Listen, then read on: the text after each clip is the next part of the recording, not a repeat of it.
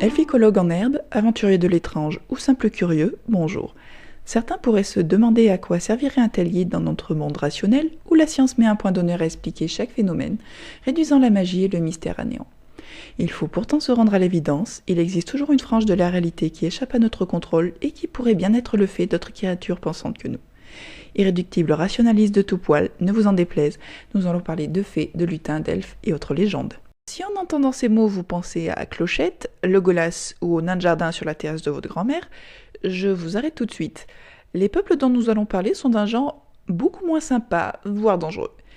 On parlera de ces choses qui se cachaient sous votre lit d'enfant, de ces bruits courants dans les murs, de ces cris inquiétants dans la forêt, de ces ombres qui s'évanouissent quand vous tournez la tête, ou simplement de la disparition inexpliquée de certains de vos objets.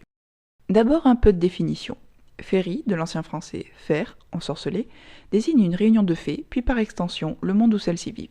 En anglais, le mot fairy désigne une ou l'ensemble des créatures féeriques. Ça vous fera un peu de culture générale. Le but du manuel sera déjà de vous aider à déceler leur présence dans votre environnement. Car non, la modernisation de nos modes de vie et l'urbanisation des milieux ne les ont pas fait disparaître. Comme toutes les espèces vivantes, elles ont évolué, se sont adaptées et peuvent vivre parmi nous. Et comme son nom l'indique, le manuel vous permettra de survivre. Ou pas.